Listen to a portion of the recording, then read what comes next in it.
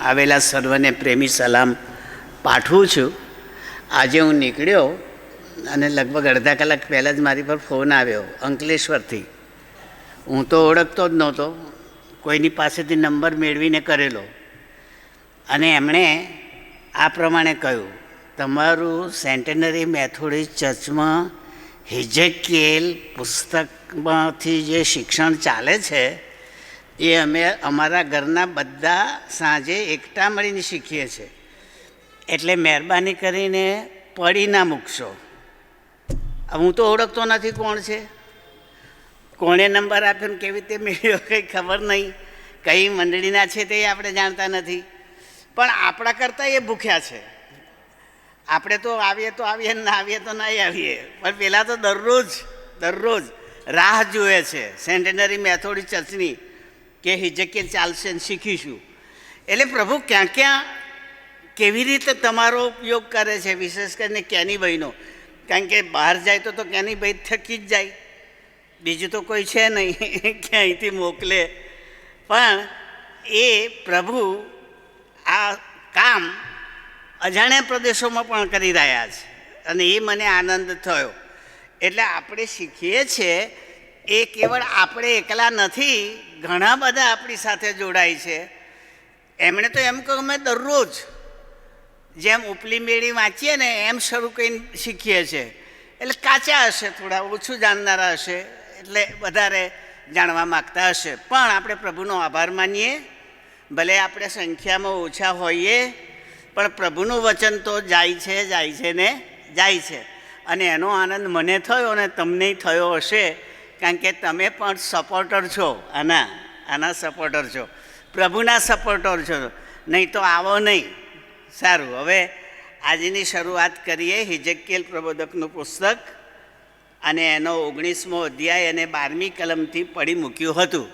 એટલે 12, 13 અને 14 એ 3 19મા અધ્યાયની કલમો છે. અને ત્યાર પછી આપણે 20મા અધ્યાયમાં જઈશું. તો જો બાઇબલ લાવ્યા હોય તો 12મી કલમ જુઓ.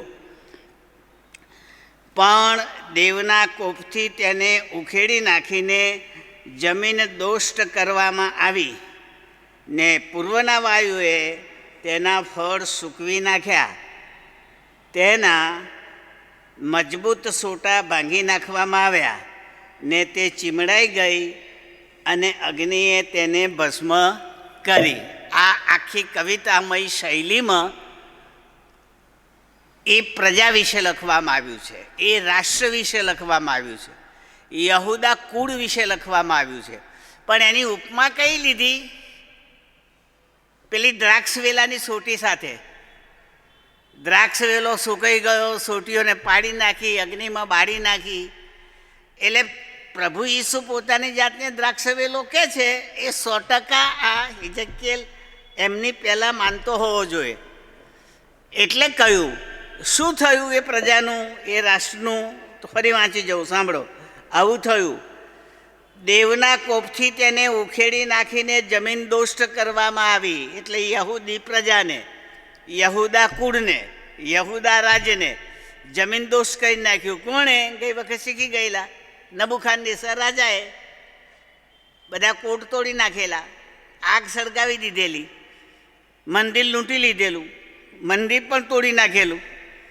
એટલે બધું ભસ્મીભૂત કરી નાખ્યું પેલા બાબેલના રાજાએ. પણ વર્ણન કેવું કરે છે? જમીન દોષ્ટ કરવામાં આવી, ને પૂર્વના વાયુએ તેના ફળ સૂકવી નાખ્યા. ફળ એટલે આશીર્વાદ. પ્રભુએ એની પ્રજાને જે આશીર્વાદ આપ્યા હતા, સુખ, સમૃદ્ધિ, એ એના ફળ. પણ એને પ્રભુએ નષ્ટ કરી દીધા. પેલો લઈ ગયો બધું લૂંટીને. જો મહેરબાની કરીને યાદ રાખજો, આખું નગર લૂંટાઈ જાય ને તોય યહૂદીઓને એટલું દુઃખ ના થાય જેટલું મંદિરને લૂંટવાથી થાય. યહૂદી માટે યરૂશાલેમનું મંદિર એ તો એમના જીવ કરતાંય વહેલું. એને જ્યારે લૂંટી ગયો ને એ સૌથી મોટું દુઃખ કહેવાય. અને એટલા માટે અહીંયા લખ્યું કે એના ફળ લઈ ગયો. એટલે એના સોનાના પાત્રો, ચાંદીના પાત્રો, એના ઘરેણાં, એના પૂજાના સાધનો બધું બાબેલ લઈ ગયો. હવે આ આપણે યાદ રાખવું જોઈએ. સહેજ બાઇબલનું જ છે, હિઝકીએલનું જ છે, પણ સહેજ આગળ છે. નબુખાદનેસ્સર રાજા પછી એના છોકરા બાલશાસારે મોટી મિજબાની રાખેલી, એવું બાઇબલમાં લખ્યું છે, બહુ મોટી મિજબાની. અને એમાં એની રાણીઓને, ઉપપત્નીઓને, ઉમરાઓને, બીજા આગેવાનોને, આજુબાજુના રાજાઓને પાર્ટીમાં બોલાવેલા. પાર્ટી આપી ખોટું નથી, કારણ કે પ્રભુએ એને જીત આપી, એના બાપાને જીતાડ્યો, એનું રાજ્ય સમૃદ્ધ થયું, તો પાર્ટી આપે. પણ ભૂલ કઈ કરી એ બેલશાસ્સારે? જે સોનાના પ્યાલા યરૂશાલેમના મંદિરમાંથી આણવામાં આવેલા, એ પ્યાલામાં દારૂ પીરસ્યો, શરાબ પીરસ્યો. આ એની બહુ મોટી ભૂલ. જે પ્રભુની સેવાનું પાત્ર હોય એમાં અપવિત્રતા ના આવવી જોઈએ, પણ આને ખબર નહીં.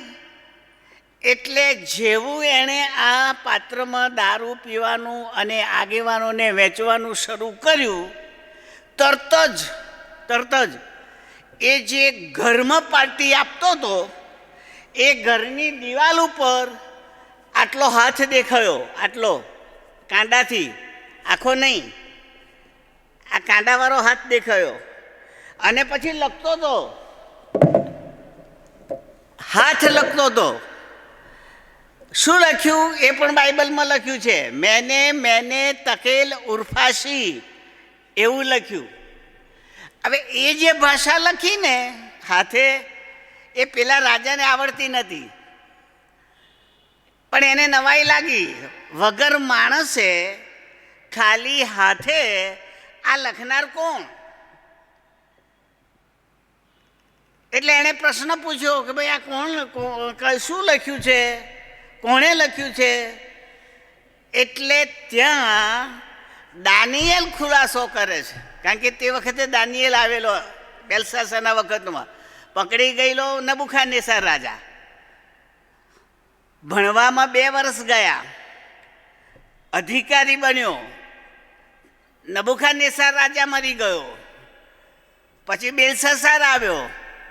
તો બેલશાસ્સારના વખતમાં દાનિયેલ સૂબો હતો, આગેવાન, ગવર્નર. એને પૂછ્યું કે ભાઈ આ શું છે? તો દાનિયેલે ખુલાસો કર્યો દાનિયેલના પુસ્તકમાં. શું કર્યો? કે પ્રભુએ તને ચેતવ્યો છે, તે જીવતા દેવ યહોવાનું અપમાન કર્યું છે, એટલે આ લખાણ લખ્યું છે તારા માટે. એટલે લખનાર દેવ, દાનિયેલ એનો ખુલાસો કરે. તો કયો ખુલાસો કર્યો? મેને તકેલ ઉર્ફાશી, એટલે હે રાજા, દેવે તને તોડ્યો છે કાંટામાં, વજનિયામાં, તારી કિંમત આંકી છે. અને તકેલ ઉર્ફાશી એટલે ઓછો માલમ પડ્યો છે, તને પ્રભુએ ચકાસ્યો, ત્રાજવામાં મૂક્યો, તોડ્યો, તું ઓછો માલમ પડ્યો છે. હવે તારું રાજ્ય તારી પાસે રહેશે નહીં. જો યાદ રાખીએ, છનાછની થાય અને પ્રભુના તરફ અભિમાન કરીને ખોટું કામ કરીએ તો છનાછની રહે નહીં, જતી રહે અને ભીખ માગવાનો વારો આવે. તો બેલશાસ્સાર પછી જો આ સમજો, એ રાજા મર્યો તે વખતે એનો રાજનો નિશ્ચેદ થઈ ગયો, ઉચ્છેદ થઈ ગયો, નાશ પામી ગયું એનું રાજ્ય. બાબેલનું રાજ્ય જતું રહ્યું, આ માદી ફારસી રાજ્ય આવી ગયું. ક્રમ જોજો બાઇબલમાં, બાબેલ પછી માદી ફારસી રાજ્ય આવે છે. દાનિયેલ રહે છે પણ રાજા ગયો, એનો વંશ ગયો, એનો રાજવંશ નષ્ટ થઈ ગયો, કારણ કે કમતી માલુમ પડ્યો. હું કેમ બોલું છું? કારણ કે અહીં લખ્યું છે યહૂદા માટે કે એના ફળ બાબેલનો રાજા લૂંટી જશે એના માટે જે શબ્દ વાપર્યો છે તે પૂર્વના વાયુએ તેના ફળ સૂકવી નાખ્યા. પૂર્વ દિશામાં આવેલું બાબેલ એને લૂંટી ગયું.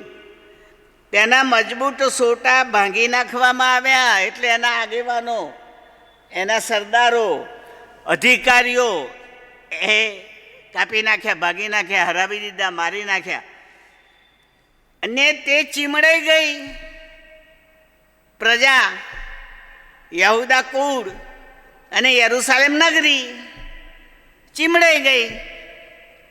હવે તમને થશે કે વડોદરા નગરી ચીમડાઈ ગઈ એવું કે તો એનો અર્થ શું નીકળે? વડોદરા તો એવું ને એવું જ રહે, એ શાનું ચીમડાય? પણ એની પ્રજા ચીમડાઈ અને કહેવાય વડોદરા ચીમડાયું. એમ યરૂશાલેમના લોકોની પડતી થઈ, એટલે અહીંયા લખ્યું એ ચીમડાઈ ગઈ પ્રજા, યરૂશાલેમ નગરી ચીમડાઈ ગઈ. ઈસુ એવું બોલે છે યરૂશાલેમને જોઈને, ઓ સિયોનની સુંદરી એમ કહે છે. ઓ સિયોનની સુંદરી, નગર એને સુંદરી કહે છે, એક કુમારિકા, સમૃદ્ધ અને સુંદર એવું હતું નગર. પણ પછી ઈસુના વખતમાં આવું કહેવામાં આવ્યું કે છે જો તારો રાજા તારી પાસે આવે છે, આ તમારે જોવું હોય ને બાઇબલમાં તો પામ સન્ડે વાળું ઘેર જઈને વાંચી જજો. પામ સન્ડે વાળું ત્યાં તમને આ મળશે. લખ્યું છે જૂના કરાર પણ લાગુકરણ પામ સન્ડેમાં છે. તો જો તારો રાજા આવે છે, આ પ્રજાને ખબર જ ના પડી કે મારો રાજા કયો. મારા રાજા તો સિદકિયા પછી બંધ થઈ ગયા, કોઈ રહ્યા જ નહીં, અને રહ્યા તે ગુલામ રહ્યા, કોઈ રાજા તો બન્યા નથી. હવે કયો રાજા આવ્યો? એટલે પછી ત્યાં સ્પષ્ટીકરણ આપ્યું. કયું? હિજકીએલને આગળના પ્રબોધકોએ કહ્યું હતું તે કે એ ગધેડા પર બેસીને આવે છે. હા, ગધેડીના બચ્ચા પર બેસીને આવે છે. આ ઓળખાણ આપી કોની? રાજાની. હવે આ પ્રજા ઈસુને રાજા માને? કઈથી માને? સુથારના ઘેર જન્મેલો એ તો સુથાર જ હોય, રાજાના ઘેર જન્મેલો તે રાજા હોય. ઈસુ રાજાના ઘર જન્મ્યો નહોતો, એ તો સુથારના ઘેર જન્મ્યો, એટલે એ તો સુથાર કહેવાય. છતાં કહે છે કે જો તારો રાજા આવે છે, એટલે લોકો ગૂંચવાયા, એટલે નિશાની આપી ગધેડીના બચ્ચા પર બેસીને આવે છે. તો તે વખતે યરૂશાલેમના લોકોએ ઈસુને ગધેડા પર બેસીને, વછેડા પર બેસીને યરૂશાલેમમાં આવતા જોયા હશે, અને એટલે એના માટે આ કહ્યું.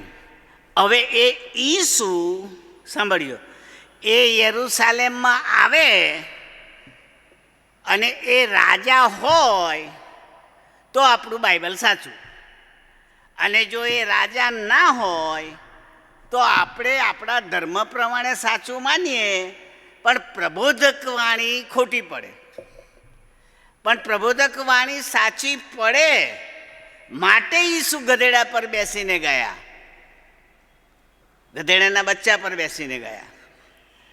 કારણ કે એમના વિશે લખવામાં આવેલું પૂરું થવું જોઈએ. હવે આપણી આગળ તો બની ગયું છે, એટલે આપણે તો જૂનો કરાર જાણીએ છીએ ને નવો કરાર જાણીએ છીએ, ભવિષ્યવાણી જાણીએ છીએ ને પૂરી થયેલી જાણીએ છીએ. એટલે આપણે 100% માની લેવાનું ઈસુ રાજા છે. આ મગજમાં લાવજો.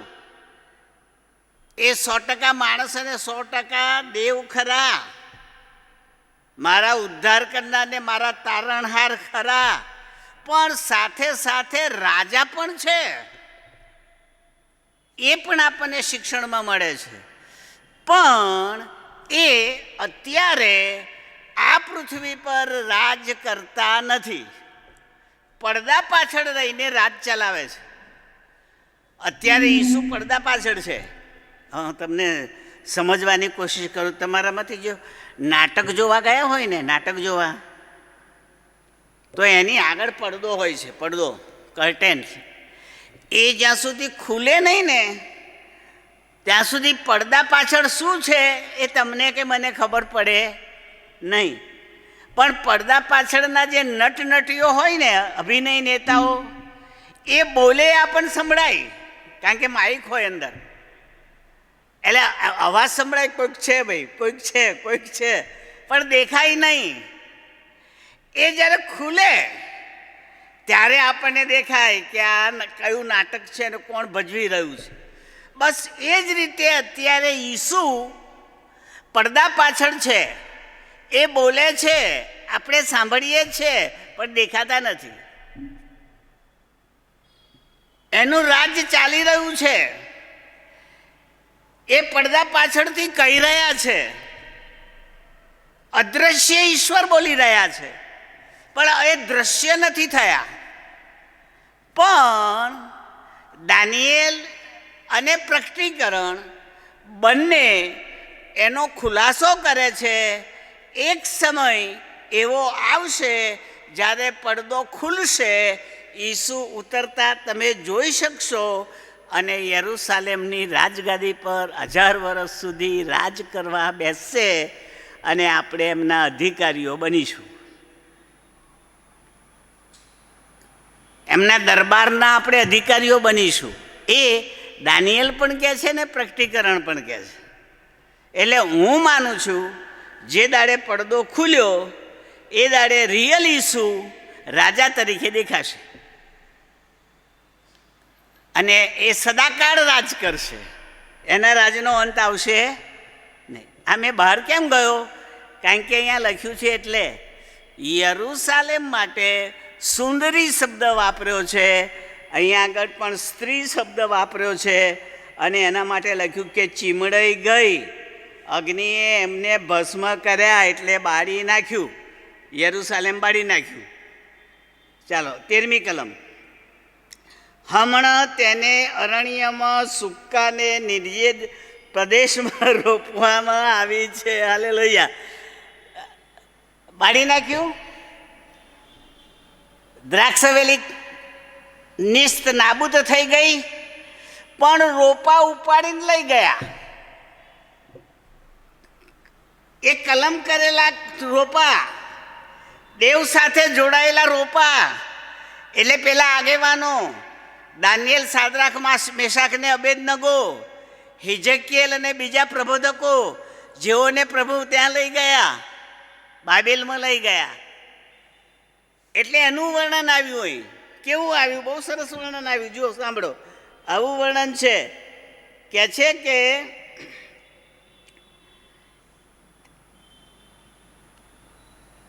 હમણાં તેને અરણ્યમાં સૂકા નિર્જર પ્રદેશમાં રોપવામાં આવી છે. એ પ્રજાને ઇઝરાયેલમાંથી લઈ જઈને બાબેલમાં રોપી, પણ ત્યાં એની પ્રગતિ ના થઈ, ત્યાં સૂકાપણું લાગ્યું, જાહોર જલાલી ના થઈ, પણ રહી ખરી, રોપાઈ ત્યાં. પ્રભુ એ પ્રજાને અહીંથી લઈ જઈને ત્યાં રોપી. અને મારું બાઇબલ મને કહે છે 70 વર્ષ સુધી એ ત્યાં રહી, પછી પાછી આવે છે. એનો અર્થ કે મારો પ્રભુ સાચો છે. એ પ્રજાને સૂકી ભૂમિમાં, નિર્જળ પ્રદેશમાં રોપવામાં આવી છે. 14મી કલમ. તેની ડાળીઓના સોટામાંથી અગ્નિએ પ્રગટ થઈને તેના ફળને ભસ્મ કર્યા છે. તેથી રાજકર્તાઓનો રાજદંડ બને એવો મજબૂત સોટો એમાં એકે રહ્યો નથી. આ તો વિલાપ છે, વિલાપ કરવા માટે રહેશે. એટલે વિલાપનું ગીત પૂરું થયું, રડવાનું ગીત પૂરું થયું. કોને બાળી નાખ્યા? સોટાઓને. સોટાઓ કોણ? પ્રબોધકો, આગેવાનો, ધર્મગુરુઓ, યાજકો, પંડિતો, બાઇબલ શીખવનારાઓ, એ બધા સોટા, પણ એને જ કાપી નાખ્યા. રાજાઓ એને મારી નાખ્યા, એમાંનો એકેય ના રહ્યો. એટલે 70 વર્ષ સુધી એ પ્રભુ વગર ના રહ્યા, આગેવાનો વગર ના રહ્યા, ભૂલાઈ ગયો પ્રભુ. આવી દશા આપણી થાય તો રડવાનો દાડો આવે. ભલે આપણે ગમે તે માનતા હોય, પણ જો આપણા આગેવાનો જતા રહે ને આપણા ધર્મગુરુઓ જતા રહે ને આપણા બાળકો જતા રહે તો દશા આમના જેવી જ થાય. પ્રભુ ભૂલાઈ જાય અને આપણે સુકાઈ જઈએ. આ જે વચનથી આપણે તાજા રહીએ છીએ ને એ ના મળે. હમણાં હું મોબાઈલ જોવા બેઠો હું તો એમાં પેલા એનું આવ્યું આ ઉત્તર કોરિયાનું. તો ઉત્તર કોરિયાની અંદર ભલે ખ્રિસ્તી મંડળી છે પણ બાઇબલ જુએ તો મારી નાખે.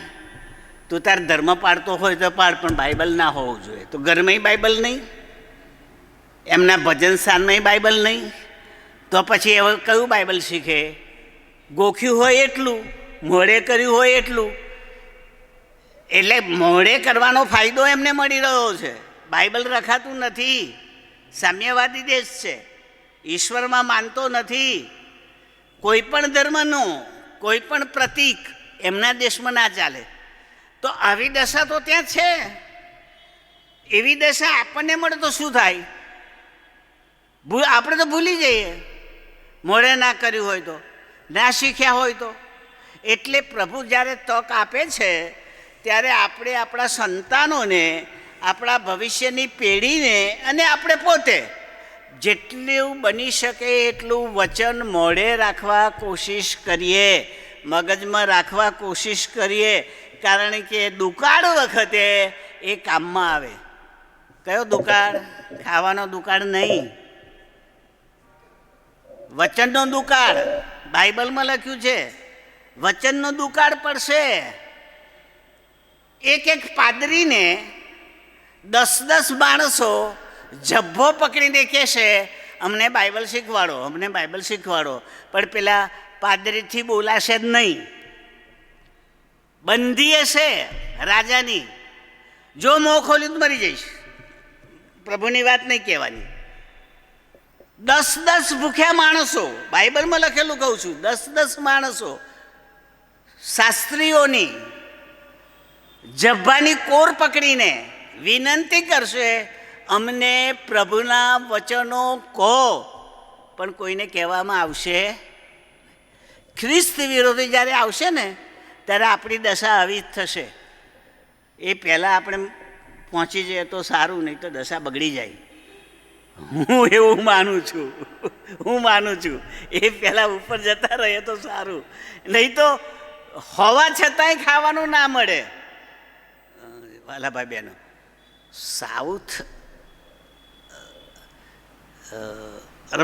સાઉદી અરબસ્તાનમાં મુસ્લિમ રાષ્ટ્ર છે.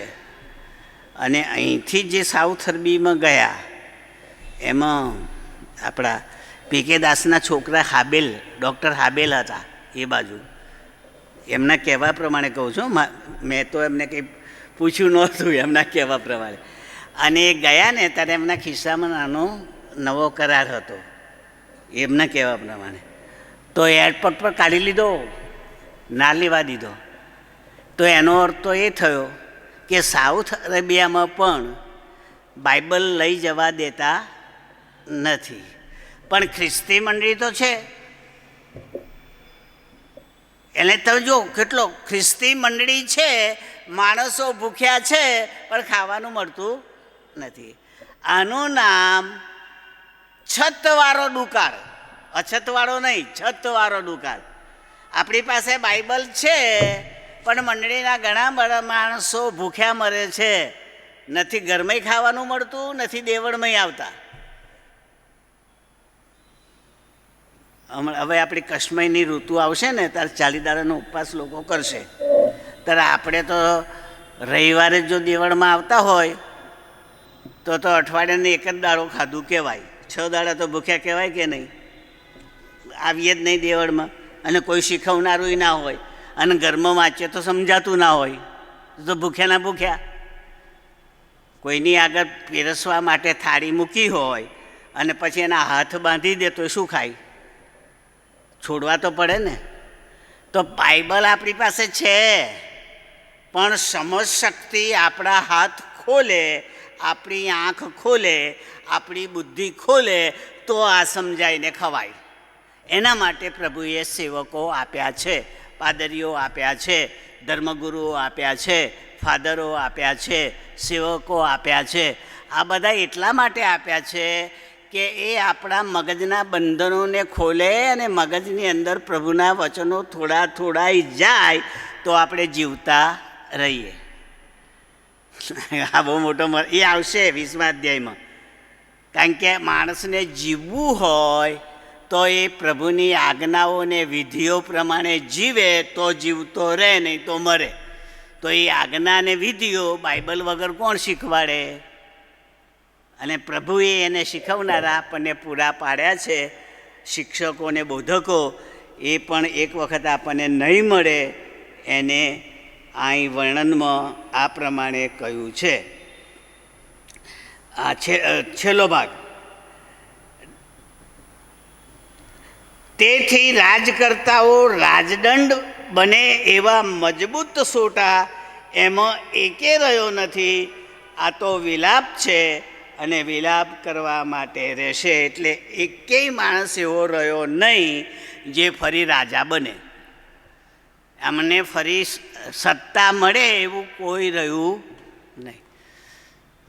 પાડક વગરના ઘેટા બની ગયા. ઈસુ બોલેલા, મારા ઘેટા પાડક વગરના થઈ ગયા છે. કોઈ દોરનારું નથી રહ્યું, કોઈ શીખવનારું નથી રહ્યું, અને આ પ્રભુ જાણે છે. એટલે 20મા અધ્યાયમાં છેલ્લી કલમોમાં ફરી પાછા પ્રભુ એમને યાદ કરશે, પાછા લાવશે અને એ પારક બનશે.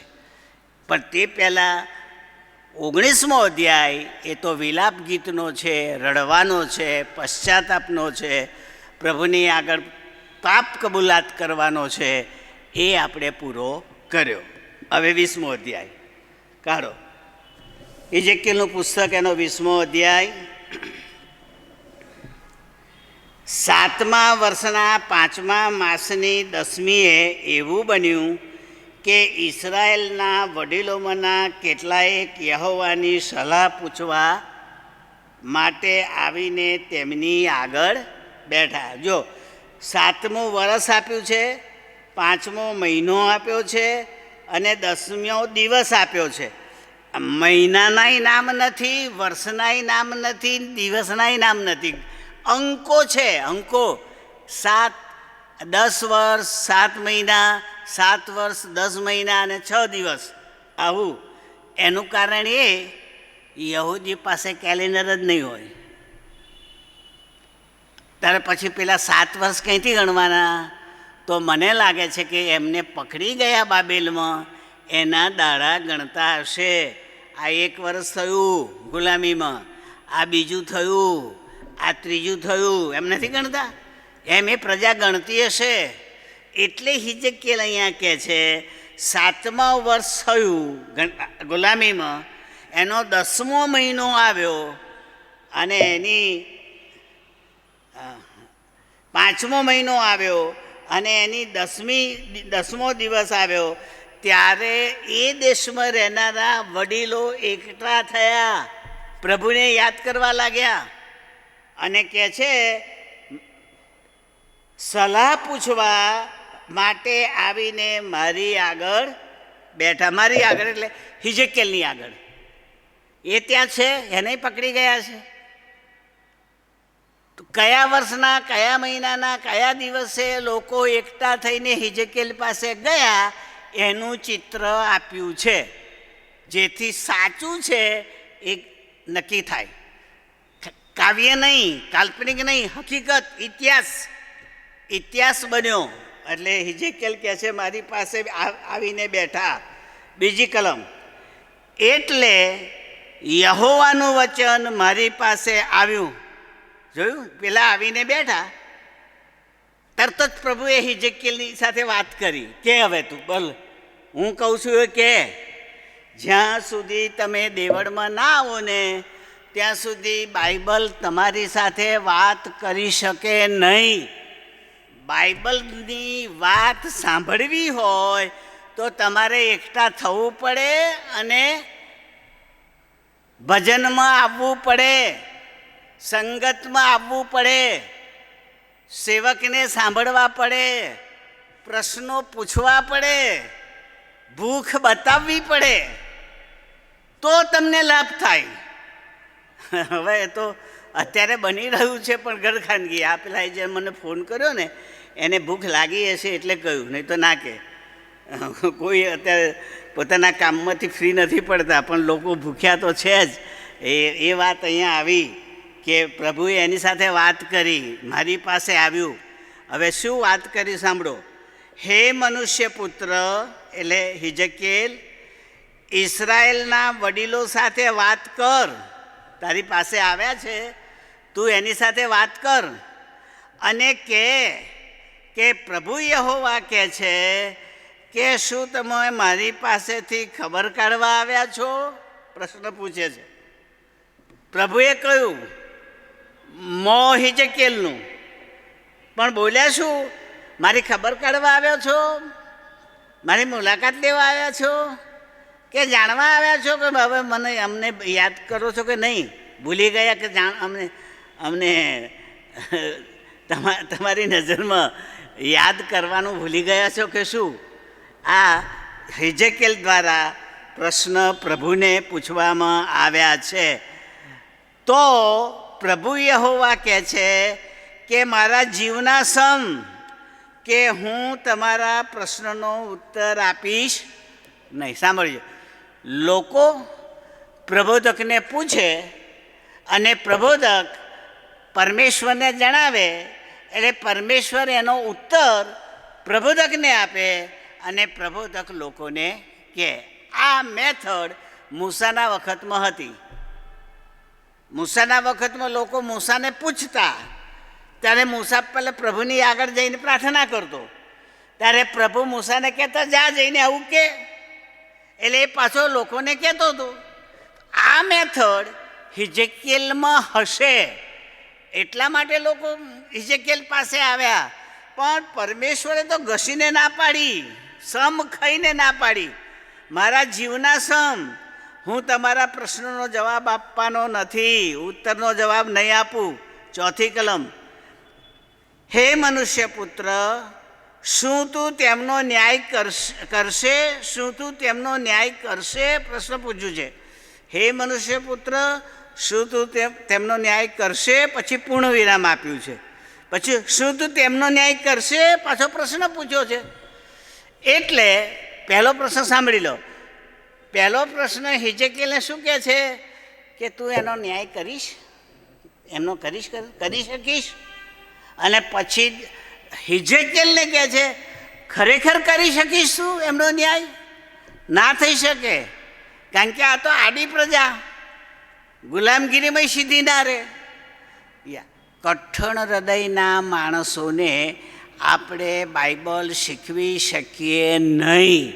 તમે શીખવો તો તમારી મશ્કરી કરે, તમારું ભૂંડું બોલે, તમને જાકારો આપે. અરે તમને કહે છે જા મને બધું આવડે છે એમ કહી દે. કઠણ હૃદયના માણસો છે, એમનો ન્યાય ના કરી શકાય પરમેશ્વર સિવાય. જ્યાં સુધી પરમેશ્વર એના હૃદયને પોચું ના બનાવે ત્યાં સુધી તમારું કહેલું એના ગળે ઉતરે નહીં. આવું આપણને લાગુ પડે છે, કારણ કે આપણામાં પણ કઠણ હૃદયના માણસો હશે.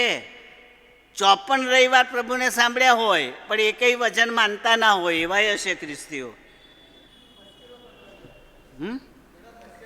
હા, હવે તમે શું તમે ક્વાયરવાળા આગળ બેસતા હોય ને ભજનીકો આગળ બેસે ને પાછળ શું વાત હોય તમને શું ખબર પડે? પાછળ તો કંઈ જુદી જ વાતો થતી હોય. કાવા દાવા કરનારા પાછળ વાતો ના કરતા હોય, એકબીજાની નિંદા કરનારા, તો એમના કારણે પેલા વચનો કંઈથી પડવાના? તો બાઇબલ ચોખ્ખું ઉઘાડું કે છે આપણને, કે છે શું તું ન્યાય કરી શકીશ? ના થાય. પરમેશ્વર એને સુધારે નહીં ત્યાં સુધી તમે એને સુધારી શકતા નથી. ટ્રિનિટી ચર્ચના, ટ્રિનિટી નહીં, આવું આપેલું બાજવાવાળું જીવનજ્યોત ચર્ચના મેમ્બર, સુવાર્તિક સમિતિના પ્રમુખ મરી ગયા. એ તો પ્રભુ પાસે ગયા. એ જ્યારે હું ત્યાં મિટિંગ લેવાય ચર્ચમાં ગયો ને, ત્યારે એ મંડળીના એક માણસે મને ફરિયાદ કરી. કઈ ફરિયાદ કરી કે સાહેબ, તારણ કોણ પમાડે, માણસ કે પ્રભુ? એટલે મેં કહ્યું માણસના તારણ આપે, પ્રભુ આપે. ત્યાં કહે છે અમારા મંડળીના આગેવાન જ્યારે મને મળે છે ત્યારે કહે છે કે મેં તારું તારણ કર્યું, મેં તારું તારણ કર્યું. તો મને નથી ગમતું. તો તમે એમને કહો આવું ના કે. બેઉ હતા, એ હતા ને એ હતા. આવું હું પેલા અમને કહેવા જાઉં તમને ખોટું લાગે. લાગે કે ના લાગે? અને હું માણસ છોકરો લે, મને ડર તો લાગે. એટલે મેં પછી શું કહ્યું, એ કાકાને, મારાથી મોટા હતા, મરી ગયા, એમને જઈને કહ્યું કે સાહેબ તમે સુવાર્તા બહુ પ્રગટ કરો છો, સાયકલ પર ફરો છો ને ઘેર ઘેર જાઓ છો ને પ્રભુની વાત કહો છો, અને લોકો તમારું સાંભળીને પ્રભુમય આવે છે. મને આનંદ થયો, એમને સાંભળીને આનંદ થયો હશે. પણ મેં એમને પછી ધીરે ધીરે શું કહ્યું, પણ મહેરબાની કરીને તમે એવું ના કહેતા કે મેં તારું તારણ કર્યું છે. તમારે એવાનું કહેવાનું કે પ્રભુએ તારું તારણ કર્યું છે. એટલે તમારે ટોપલો પ્રભુના માથે મૂકવાનો, તમારે લઈને ફરવાનો નહીં. એ સમજી ગયા છે, કારણ કે એ બોલતા હતા એટલે મારે નામ ના દેવું પડ્યું, બરાબર. પણ પછી પેલા ભાઈ, એ તો મરી ગયા, પણ પેલા ભાઈ જેના વિશે કહેતા હતા એ મને કહે છે પછી કદીએ કહ્યું જ નથી કે મને કે મેં તારું તારણ કર્યું. યાદ રાખીએ, પ્રભુના વચનોને લોકોને શીખવવાનું અભિમાન આપણે કરવાનું નહીં. આપણે તો પ્રભુમાં અભિમાન કરવાનું કે મારાથી પ્રભુએ આનું ભલું કર્યું. જસ પ્રભુને આપવાનો, આપણે નહીં લેવાનો. જો જસ આપણે લઈએ ને તો ફેલ. ભાઈ તમે માનો કે ના માનો, આ હકીકત છે. વ્યક્તિ પોતે જસ લે તો સુવાર્તાના કામમાં ફેલ જાય, પણ પ્રભુ પોતે એને મારા થકી બચાવે છે. મારા થકી બચાવનાર પ્રભુ, વચન મારું પ્રભુએ આપેલું, મેં સમજાવ્યું, એનું જીવન બદલ્યું. આ ક્રમ જાળવવાનો, અને ઈસુએ જાળવ્યો. યોહાનની લખેલી સુવાર્તામાં કહે છે કે હું તમને મારા ઘરનું કહેતો નથી, ઈસુ બોલે છે, પણ દેવે જે મને શીખવાડ્યું છે ને કહ્યું છે એ હું તમને કહું છું. હવે એ તો દેવ હતા, ઈસુ તો છાતી ઠોકીને કહી શકે કે ભાઈ મારું માન, પણ એવું ના કહ્યું. દેવે મને જે કહ્યું છે હું તમને છું, દેવનું માનો. યાદ રાખીએ, આપણા પ્રભુ એ જો દેવને આગળ રાખતા હોય તો આપણે કયા એવા કે આપણે આપણી જાતને મોટી માનીએ અને પ્રભુને પાછા રાખીએ. એટલે આપણે પાછળ રહેવાનું, પ્રભુ આગળ રહે અને એ મહિમા પામે, એના મહિમામાં મને આનંદ મળે એવું થવા દેવાનું. આ બાઇબલ શીખવાડે છે. આ બહારનું થોડું થોડું એટલા માટે કહું છું કે ગળે ઉતરે અને મને તમને બેઉને ફાયદો થાય, એટલા માટે હું કહું છું. આગળ વાંચીએ. હે મનુષ્ય પુત્ર, ચોથી કલમ, શું તું તેમનો ન્યાય કરશે? શું તું તેમનો ન્યાય કરશે? તેઓના પૂર્વજોના ધિક્કારપાત્ર કૃત્યો તેઓને જણાવ. ન્યાય ના કરીશ, પણ એમના બાપ દાદાએ શું કર્યું એ કે તો સમજો છો? મને લાગે છે સમજ જેવું થયું. એમના બાપ દાદાઓ અરણ્યમાં પ્રભુની સામે પડ્યા, એકે જીવતો રહ્યો નહીં, બે વગર 6 લાખ માણસોમાંથી 2 જ જીવ્યા. ગણી નાખજો ઘેર જઈને, 6 લાખ -2 કરજો, કેટલા મરી ગયા. હું 6 લાખ કેટલા માટે કહું છું, જ્યારે મિસર દેશમાંથી એ નીકળ્યા ને ત્યારે મૂસાએ વસ્તી ગણતરી કરાવેલી, વસ્તી ગણતરી, અને શરત મૂકેલી, જે લડવૈયા હોય એટલે 20 વર્ષની ઉપરના હોય એટલા માણસોની ગણતરી કર. અને પછી બાઇબલમાં લખ્યું છે 6 લાખ થયા. 6 લાખ. 20 વર્ષથી મોટા, 20 વર્ષથી નાના ના આવ્યા. એ 6 લાખમાંથી 2 બચ્યા, બાકીના બધા મરી ગયા. તો આ કે એમને તમારા પૂર્વજોને પ્રભુએ જે કર્યું એ તું અમને કે મરશો નહીં, બચો, સુધરો, પ્રભુની નિંદા બંધ કરો, બંડખોર ના બનો. આ કહેવાનું કહ્યું. એમના પૂર્વજોએ જે કર્યું એ તું એમને કે એમ અહીં લખ્યું છે. ધિક્કાર પ્રાપ્ત કૃત્યો જણાવ. 5મી કલમ. અને તેઓને કહે કે પ્રભુ યહોવા કહે છે, જે દિવસે મેં ઇસરાયેલને પસંદ કર્યો ને યાકૂબના સંતાનોની આગળ સમ ખાધા ને હું મિસ્ર દેશમાં તેમની આગળ પ્રગટ થયો, જ્યારે મેં તેઓની આગળ સમ ખાધા કે હું યહોવા તમારો દેવ છું. એટલે દેવ હવે આવ્યું, પેલું આવ્યું, હું એ જે શીખવાડ્યું તે આવ્યું. તે વખતે યહોવા હતા પણ પડદામાં હતા, પ્રગટ નહોતા થયા, જાહેર નહોતા થયા, પણ મિસરમાં એ પ્રગટ થયા. એમણે મિસરીઓને માર્યા અને એમની પ્રજાને છોડાવી. જ્યારે છૂટા થયા ત્યારે લોકોને ખબર પડી કે આપણો દેવ યહોવા છે, એ બચાવનાર છે. નહીં તો ભૂલી ગયેલા 400 વર્ષમાં, 430 વર્ષ ત્યાં રહ્યા, ભૂલી ગયેલા, યહોવાને ઓળખતા નહોતા. પણ મૂસા દ્વારા યહોવાએ પોતાને પ્રગટ કર્યા. પ્રગટ કર્યા એટલે ખુલ્લા થયા. ખુલ્લા થયા એટલે સહાય કરી, મદદ કરી, છોડાવ્યા, રક્ષણ કર્યું, ચલાવ્યા, ભરણ પોષણ કર્યું. તો યાદ રાખીએ, જ્યારે દેવ આપણી આગળ વચન દ્વારા પ્રગટ થાય ને ત્યારે આપણને એવો અનુભવ થાય કે આ વચન મારા પ્રભુ એ મારા માટે મને આપ્યું છે.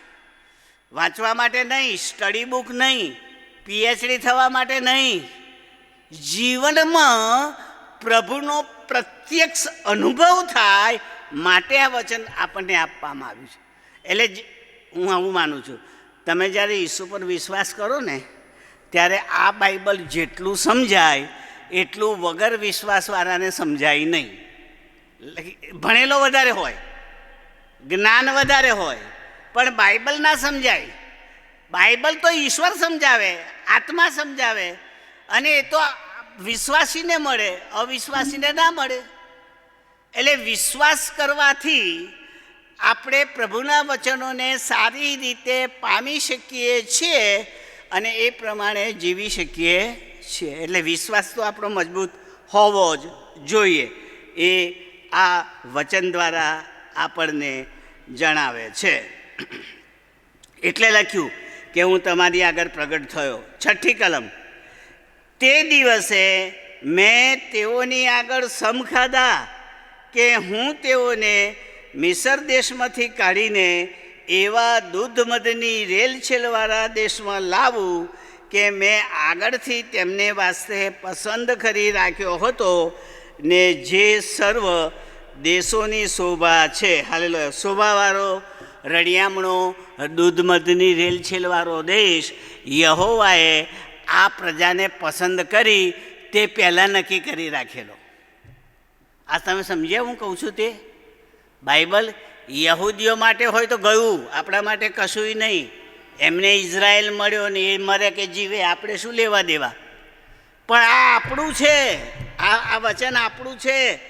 એટલે બાઇબલ શું કહે છે? હવે સાંભળજો, આપણા માટે લાગુ પડે છે. બાઇબલ કહે છે કે આ જગતના મંડાણ અગાઉ, એટલે આ જગત બનાવ્યું તે પહેલાં, પૃથ્વી બનાવી તે પહેલાં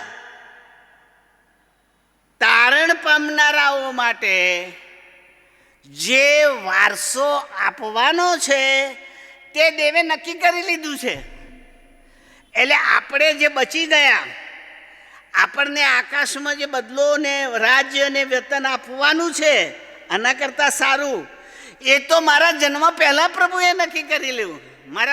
મારા પૂર્વજોના જન્મ પહેલાં, ઈસુ નહોતા તે પહેલાં, આદમ અને હવા નહોતા તે પહેલાં એમને ખબર હતી કે સેન્ટેનરી મેથોડિસ્ટ ચર્ચમાં આટલા મારા માણસોને હું ઉપર લઈ જવાનો છું. એને ખબર. એ વાત આમાં લખી છે. ગુલામગીરીમાં ગયા, સાંભળજો, ત્યારે એમની પાસે વતન નહોતું, પણ દેવની પાસે હતું કે મારે એમને કંઈ લાવવાના છે. એટલે ત્યાંથી કાઢ્યા અને ત્યાં લાવ્યા. એમ આ પૃથ્વી પર છીએ ત્યાં સુધી આપણને સ્વર્ગ નથી દેખાતું, વારસો નથી દેખાતો, દેવ નથી દેખાતા, દૂતો નથી દેખાતા.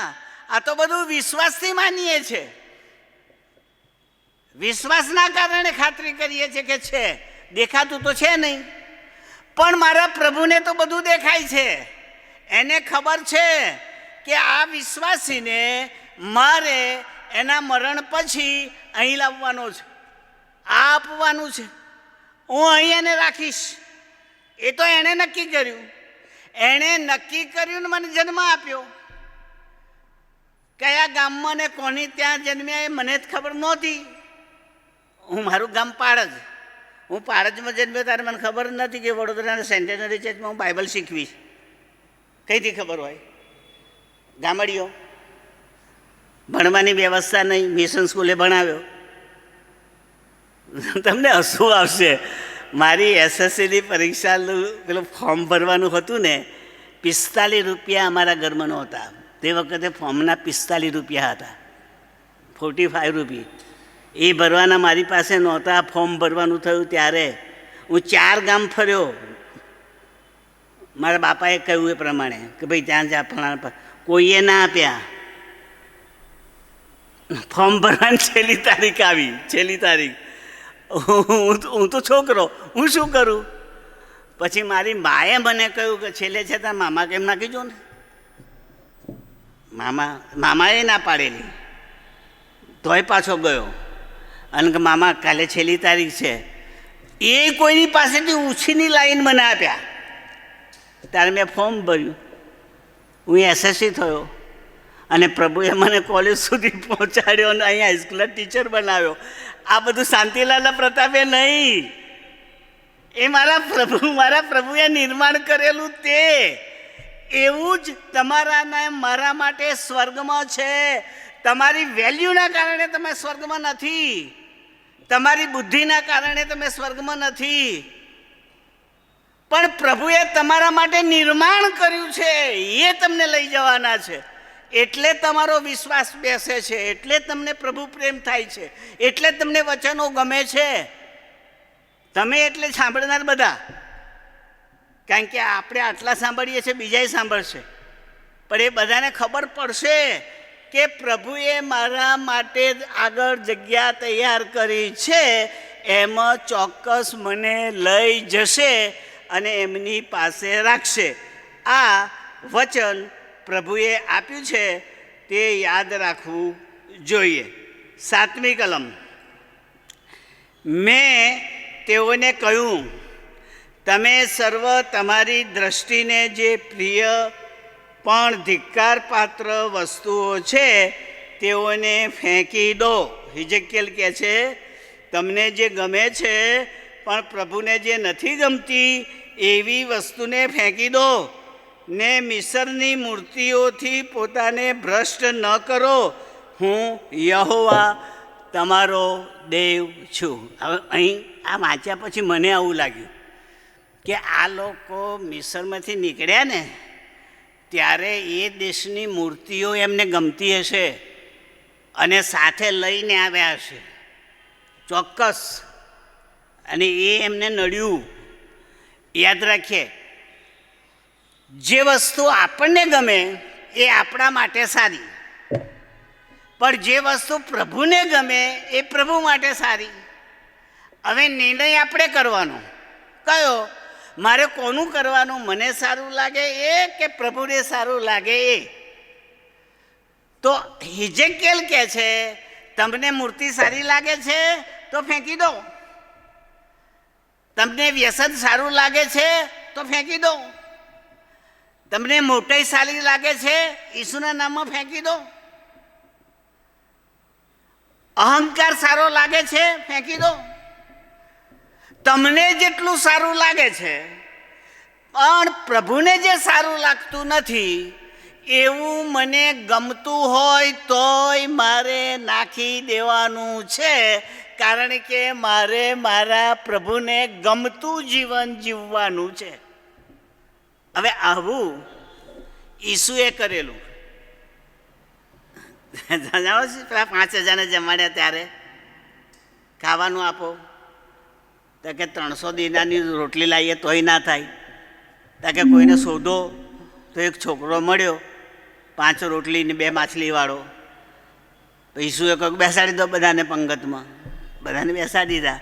પછી ઈસુ એવું નથી કહ્યું કે વેચી નાખો, ના, જોજો તમે ત્યાં શું કર્યું છે, રોટલી લીધી, ટુકડા કર્યા, ઊંચા કર્યા અને પ્રભુનો મહિમા કર્યો. ઓ પ્રભુ તું જમાડ, તું પૂરું કર. અને પછી એ રોટલીના ટુકડા વેચ્યા. અને મારું બાઇબલ કહે છે 5,000 જમી રહ્યા તો પણ 12 ટોપલી વધ્યા, ખાધાનો વધારો હતો 12 ટોપલીવાળો. મારો કહેવાનો અર્થ આ છે, ચમત્કાર ઈસુએ કર્યો પણ મહિમા કોને ગયો, દેવને ગયો. સારું કામ તમે કરો પણ મહિમા કોનો થવો જોઈએ, દેવનો. આપણે તો જસ ખાટીએ છીએ, પોતે ખાટીએ છીએ, પ્રભુની યાદ જ નથી કરતા, એટલે વાંકવું પડે છે. પ્રભુ કહે છે તજી દો, મને ગમે એવું કરો, તું જે કર તે મને આપી દે, તારું સારું થાય તોય મેં કર્યું કે, અને તું માંદો પણ તોય પ્રેઝ ધ લોર્ડ કે, મને આપી દે, હું સાજો કરીશ. સાજા કરનાર ઈશ્વર છે. પણ આપણે તો માંદા પડીએ ને તો ડૉક્ટર પાસે દોડીએ કે ના દોડીએ? ના, દોડવું જોઈએ પણ દોડીએ. પણ કેમ દોડીએ? કારણ કે આપણને આ ડૉક્ટર સારું કરશે કે આ ડૉક્ટર, આ પ્રભુ કરે છે એ તો મગજમાં નથી આવતું. પણ જ્યારે સાજાપણું કોઈ ડૉક્ટર ના કરે ને ત્યારે છેવટે ઓ પ્રભુ હવે તું કશું કર, તો પ્રભુને મરચું ના લાગે? તમે શું માનો છો? આટલા બધાને પૂછીને થાકીને મારી કે ના આવ્યો ને તો પહેલો આવ્યો હોત તો શું હતું? વાલાભાઈ બહેનો, દરેક વિશ્વાસીએ મારી સાથે બધાએ આ જાણી લેવું જોઈએ, સુખ અને દુઃખ જો આપણે પ્રભુની આગળ લઈ જઈએ છીએ ને તો એ કદી આપણને દુઃખી રહેવા દેશે નહીં, કારણ કે એ આપણા માટે ભલું જ વિચારે છે, એનામાં ભૂંડાઈ છે જ નહીં. પણ આપણે એના તરફ નજર રાખવી જોઈએ. વાળા બહુ અગત્યનું છે. અને એટલા માટે આ લોકોને કહેવામાં આવ્યું હું યહોવા તમારો દેવ છું. 8મી કલમ. પણ તેઓએ, આ છેલ્લી કલમ 8મી એ બંધ કરી દઈશું.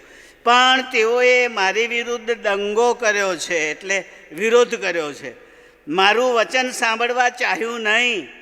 તેઓ દરેકે પોતપોતાની દ્રષ્ટિને પ્રિય અને ધિક્કારપાત્ર વસ્તુઓ ફેંકી દીધી નહીં, તેમજ તેઓએ મિશનની મૂર્તિઓનો પણ ત્યાગ કર્યો નહીં. ત્યારે મેં કહ્યું હું મારો ક્રોધ તેમના પર રેડીને મિસર દેશમાં તેમના પર મારો રોષ પૂરો કરીશ. એટલે પ્રભુએ કહ્યું, એ ના માન્યું એટલે પ્રભુ કહે છે હું એને શિક્ષા કરીશ, હું મિસરમાં શિક્ષા કરીશ, અરણ્યમાં શિક્ષા કરીશ. અને એ જ હું આગળ બોલી ગયો. બધાને મારી નાખ્યા રસ્તામાં, 2 સિવાય. નાના હતા તે બચ્યા, પણ પેલા 20 વર્ષની ઉંમરના મોટા માણસોમાંથી કોઈ બચ્યું નહીં, 2 વ્યક્તિ સિવાય. 9મી કલમ પછી બંધ.